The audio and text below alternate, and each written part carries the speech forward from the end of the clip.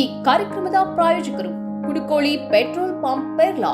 ವಿಶ್ವಾಸಾರ್ಹ ಸೇವೆಗೆ ಅಬ್ದುಲ್ಲಾ ಮಧುಮೂಲೆ ಸಾರಥ್ಯದ ಪೆರ್ಲಾ ಕುಡುಕೋಳಿ ಪಂಪ್ಗೆ ಭೇಟಿ ನೀಡಿ. ರಾಜ್ಯ ಹೆದ್ದಾರಿ 64ರಲ್ಲಿ ನಿಮಗಾಗಿ ಕಾಯುತ್ತಿದೆ.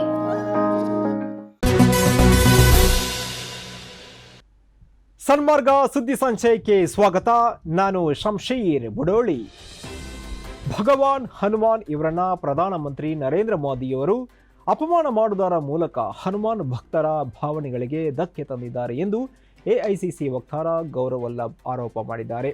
ಇದಕ್ಕಾಗಿ ಪ್ರಧಾನಮಂತ್ರಿ ನರೇಂದ್ರ ಮೋದಿ ಅವರು ದೇಶದ ಕ್ಷಮೆ ಯಾಚಿಸಬೇಕು ಎಂದು ಅವರು ಆಗ್ರಹಿಸಿದ್ದಾರೆ. ಪ್ರಧಾನಿಯವರು ಹನುಮಾನ್ ಭಕ್ತರ ಧಾರ್ಮಿಕ ಭಾವನೆಗಳಿಗೆ ಧಕ್ಕೆ ತಂದಿರುವ ಕಾರಣ ಅವರು ದೇಶದ ಕ್ಷಮೆ ಯಾಚಿಸಬೇಕು. ಬಜರಂಗ್ ಬಲಿಯನ್ನ ಅವಮಾನಿಸುವ ಹಕ್ಕನ್ನ ಯಾರೂ ಪ್ರಧಾನಿಗೆ ನೀಡಿಲ್ಲ ಎಂದು ಅವರು ಹೇಳಿದ್ದಾರೆ. ಯಾವುದೇ ವ್ಯಕ್ತಿ ಅಥವಾ ಸಂಸ್ಥೆಯೊಂದಿಗೆ ಹನುಮಂತನನ್ನ ಸಮೀಕರಿಸಿದ್ದಕ್ಕಾಗಿ ಪ್ರಧಾನಿ ಕನ್ನಡಿಗರಲ್ಲಿ ಕ್ಷಮೆ ಯಾಚಿಸಬೇಕು. ಇಲ್ಲವಾದರೆ ಲಕ್ಷಾಂತರ ಹನುಮ ಭಕ್ತರು ಇದರ ವಿರುದ್ಧ ಸಂಪೂರ್ಣ ಕಠಿಣ ಹೋರಾಟ ನಡೆಸಲಿದ್ದಾರೆ ಎಂದು ಅವರು ಹೇಳಿದ್ದಾರೆ. ರಾಜ್ಯದಲ್ಲಿ ಇತ್ತೀಚೆಗೆ ದಲಿತ ಸಮುದಾಯಕ್ಕೆ ಸೇರಿರುವ ವ್ಯಕ್ತಿಯೊಬ್ಬರ ಕೊಲೆ ಸಂಬಂಧ ಆರೋಪಿ ಬಜರಂಗದಳ ಕಾರ್ಯಕರ್ತನ ಮೇಲೆ ಪ್ರಕರಣ ದಾಖಲಾಗಿರುವುದು ವರದಿಯಾಗಿದ್ದು, ಸರ್ಕಾರ ಈ ಕೊಲೆ ಪ್ರಕರಣದ ಬಗ್ಗೆ ಮೌನವಾಗಿದೆ. ಪ್ರಧಾನಿ ನರೇಂದ್ರ ಮೋದಿ ಹತ್ಯೆಯಾಗಿರುವ ಯುವಕನ ಮನೆಗೆ ಹೋಗಿ ಸಾಂತ್ವನ ನೀಡಲಿ ಎಂದು ಅವರು ಆಗ್ರಹಿಸಿದ್ದಾರೆ. ಕಲಬುರಗಿಯಲ್ಲಿ ಚುನಾವಣಾ ಪ್ರಚಾರದ ವೇಳೆ ಪ್ರಧಾನಮಂತ್ರಿ ನರೇಂದ್ರ ಮೋದಿ ಅವರು ಮಕ್ಕಳೊಂದಿಗೆ ನಡ್ಕೊಂಡ ರೀತಿಗೆ ವ್ಯಾಪಕ ವಿರೋಧ ವ್ಯಕ್ತವಾಗ್ತಿದೆ. ಪ್ರಧಾನಿಯವರಿಗೆ ಶೇಕ್ ಹ್ಯಾಂಡ್ ಮಾಡೋಕೆ ಈ ಬಡಪಾಯಿ ಮಕ್ಕಳು ಪದೇ ಪದೇ ಕೈ ನೀಡ್ತಾ ಇದ್ರು. ಪ್ರಧಾನಿ ಅವರನ್ನ ತಿರಸ್ಕಾರ ಮಾಡಿ ದೂರವೇ ನಿಂತಿರುವ ಒಂದು ವಿಡಿಯೋ ಸೋಷಿಯಲ್ ಮೀಡಿಯಾದಲ್ಲಿ ಹರಿದಾಡ್ತಾ ಇದೆ. ವ್ಯಾಪಕ ವಿರೋಧ ವ್ಯಕ್ತವಾಗ್ತಿದೆ.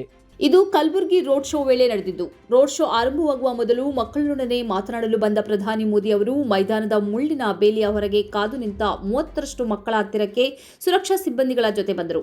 ಮುಳ್ಳಿನ ಬೇಲಿಯ ಎಡೆಯಿಂದ ಮಕ್ಕಳು ಕೈಚಾಚಿದರು. ಆದರೆ ಮೋದಿ ಮಕ್ಕಳ ಹತ್ತಿರ ಬಂದರೂ ಮಕ್ಕಳು ಹಸಲಾಗವಕ್ಕೆ ಕೈಚಾಚಿದ್ದನ್ನು ನೋಡಿಲ್ಲದಂತೆ ನಡೆದುಕೊಂಡರು.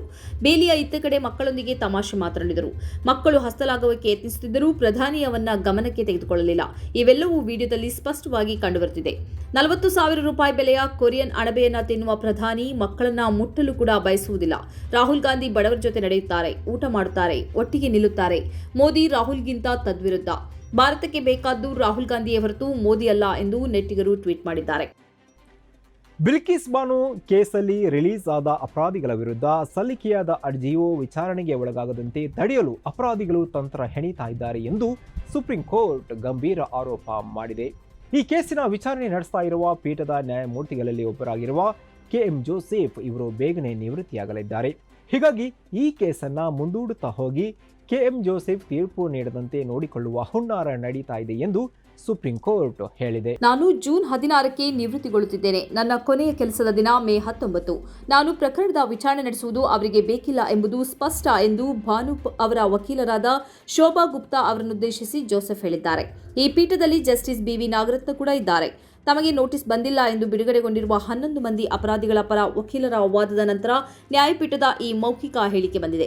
ಅಲ್ಲದೆ ಈಗ ಅಪರಾಧಿಗಳು ತಮಗೆ ಕೌಂಟರ್ ಅಫಿಡವಿಟ್ ಸಲ್ಲಿಸಲು ಅನುಕೂಲವಾಗುವಂತೆ ಪ್ರಕರಣದ ವಿಚಾರಣೆಯನ್ನ ಕನಿಷ್ಠ 2 ವಾರಗಳ ಕಾಲ ಮುಂದೂಡಬೇಕೆಂದು ಕೋರಿದರು. ಒಂದು ಹಂತದಲ್ಲಿ ಈ ಪ್ರಕರಣವನ್ನು ಬೇಸಿಗೆ ರಜಾ ಸಮಯದಲ್ಲಿ ವಿಚಾರಣೆ ನಡೆಸಲು ಕೆಎಂ ಜೋಸೆಫ್ ಮುಂದಾದರಾದರೂ ಕೇಂದ್ರ ಮತ್ತು ಗುಜರಾತ್ ಸರ್ಕಾರದ ಪರ ಹಾಜರಿದ್ದ ಸಾಲಿಸಿಟರ್ ಜನರಲ್ ತುಷಾರ್ ಮೆಹ್ತಾ ಇದಕ್ಕೆ ಒಪ್ಪಿಕೊಳ್ಳಲಿಲ್ಲ. ಪ್ರಕರಣದ ಮುಂದಿನ ವಿಚಾರಣೆ ಜುಲೈ ತಿಂಗಳಿನಲ್ಲಿ ನಡೆಯಲಿದೆ. ರಾಜ್ಯದ ಮುಂದಿನ ಮುಖ್ಯಮಂತ್ರಿ ಆಗುವಂತಹ ಸಂಭಾವ್ಯ ನಾಯಕರ ಪೈಕಿ ಸಿದ್ದರಾಮಯ್ಯ ಅತ್ಯಧಿಕ ಜನಪ್ರಿಯತೆ ಹೊಂದಿರುವುದು ಎನ್ಡಿಟಿವಿ ಸಮೀಕ್ಷೆಯಿಂದ ದೃಢಪಟ್ಟಿದೆ. ಹಾಲಿ ಮುಖ್ಯಮಂತ್ರಿ ಬಸವರಾಜ ಬೊಮ್ಮಾಯಿ 2ನೇ ಸ್ಥಾನದಲ್ಲಿದ್ದಾರೆ. Lokniti centre for the study of developing society ಸಹಯೋಗದಲ್ಲಿ ಎನ್ಡಿಟಿವಿ ನಡೆಸಿದ ಸಮೀಕ್ಷೆಯಲ್ಲಿ ಈ ಅಂಶ ಬೆಳಕಿಗೆ ಬಂದಿದೆ. ಎಚ್ಡಿ ಕುಮಾರಸ್ವಾಮಿ ಹಾಗೂ ಡಿಕೆ ಶಿವಕುಮಾರ್ ಕ್ರಮವಾಗಿ 3 ಮತ್ತು 4ನೇ ಸ್ಥಾನದಲ್ಲಿದ್ದಾರೆ. ಯಡಿಯೂರಪ್ಪ 5ನೇ ಸ್ಥಾನದಲ್ಲಿದ್ದಾರೆ. ಸಮೀಕ್ಷೆಯಲ್ಲಿ ಪಾಲ್ಗೊಂಡ 50% ಮಂದಿ ಮತ ಹಾಕುವ ಅಭ್ಯರ್ಥಿಗಿಂತ ಪಕ್ಷ ಮುಖ್ಯ ಎಂದು ಅಭಿಪ್ರಾಯಪಟ್ಟಿದ್ದರೆ 38% ಮಂದಿ ಅಭ್ಯರ್ಥಿಯೇ ಮುಖ್ಯ ಎಂದು ಹೇಳಿದ್ದಾರೆ. ಬಿಜೆಪಿ ಹೆಚ್ಚು ಭ್ರಷ್ಟ ಎಂದು 59% ಮಂದಿ ಅಭಿಪ್ರಾಯಪಟ್ಟಿದ್ದಾರೆ. ಕಾಂಗ್ರೆಸ್ ಅನ್ನ ಭ್ರಷ್ಟ ಎಂದು 35% ಮಂದಿ ಹೇಳಿದ್ದಾರೆ. 3% ಮಂದಿ ಜೆಡಿಎಸ್ ಭ್ರಷ್ಟ ಎಂದು ಹೇಳಿದ್ದಾರೆ. ಹಾಗೆಯೇ ಬಿಜೆಪಿ ಹೆಚ್ಚು ಸ್ವಜನ ಪಕ್ಷಪಾತಿ ಎಂದು 59% ಮಂದಿ ಅಭಿಪ್ರಾಯಪಟ್ಟಿದ್ದಾರೆ. ಕಾಂಗ್ರೆಸ್ 2ನೇ ಸ್ಥಾನದಲ್ಲಿದೆ ಮತ್ತು ಜೆಡಿಎಸ್ಗೆ 3ನೇ ಸ್ಥಾನ ಲಭ್ಯವಾಗಿದೆ. ನಾವು ಹನುಮಂತನ ಭಕ್ತರು, ಆಂಜನೇಯ ಬೇರೆ, ಬಜರಂಗದಳ ಬೇರೆ. ಬಿಜೆಪಿ ಬಜರಂಗಿ ಎಂದು ಕ್ಯಾಂಪೇನ್ ಮಾಡುವುದು ಬೇಡ. ಹೊಟ್ಟೆಗೆ ಏನು ಕೊಟ್ರಿ, ಉದ್ಯೋಗ ಏನು ಕೊಟ್ರಿ ಎಂದು ಹೇಳಲಿ ಎಂದು ಕಾಂಗ್ರೆಸ್ ರಾಜ್ಯಾಧ್ಯಕ್ಷ ಡಿಕೆಶಿ ತಿರುಗೇಟು ನೀಡಿದ್ದಾರೆ. ಬಜರಂಗ ದಳವನ್ನ ಬ್ಯಾನ್ ಮಾಡ್ತೀವಿ ಅಂದ್ರೆ ಯಾಕೆ ಅವರು ಗಾಬರಿಯಾಗಿದ್ದಾರೆ? ಆಂಜನೇಯನಿಗೂ ಬಜರಂಗ ದಳಕ್ಕೂ ಏನು ಸಂಬಂಧ? ಬಿಜೆಪಿ ಪ್ರೊವೋಕ್ ಮಾಡುತ್ತಿದೆ. ಜನಕ್ಕೆ ಇದು ಅರ್ಥ ಆಗಿದೆ. ನಮ್ಮ ಪ್ರಣಾಳಿಕೆಯಲ್ಲಿ ಬದಲಾವಣೆ ಇಲ್ಲ ಎಂದು ಡಿಕೆ ಶಿವಕುಮಾರ್ ಸ್ಪಷ್ಟನೆ ನೀಡಿದ್ದಾರೆ. ನಾನು ಹಿಂದೂ, ನಾನು ಆಂಜನೇಯ ಭಕ್ತ, ರಾಮನ ಭಕ್ತ. ಬಿಜೆಪಿಯವರು ಏನು ಮಾಡಿಕೊಳ್ಳಲಿ, ನಮಗೆ 141 ಸೀಟು ಬರುವುದು ಪಕ್ಕಾ ಎಂದಿದ್ದಾರೆ.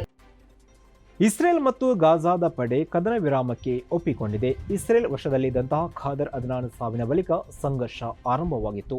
ಇಸ್ರೇಲಿನ ವಶದಲ್ಲಿದ್ದ ಖಾದರ್ ಅದ್ನಾನ್ 87 ದಿನಗಳ ಸತತ ಉಪವಾಸ ಸತ್ಯಾಗ್ರಹದ ಬಳಿಕ ಸಾವಿಗೀಡಾಗಿದ್ದರು. ಅವರ ಬಿಡುಗಡೆಗೆ ಸಾಕಷ್ಟು ಪ್ರಯತ್ನ ನಡೆಸಲಾಗಿದ್ದರೂ ಇಸ್ರೇಲ್ ಒಪ್ಪಿಕೊಂಡಿರಲಿಲ್ಲ. ಅವರ ಸಾವಿನಿಂದ ಆಕ್ರೋಶಗೊಂಡ ಗಾಜಾದ ಸಶಸ್ತ್ರ ಪಡೆಯು ಇಸ್ರೇಲ್ ಮೇಲೆ ರಾಕೆಟ್ ದಾಳಿ ನಡೆಸಿತ್ತು.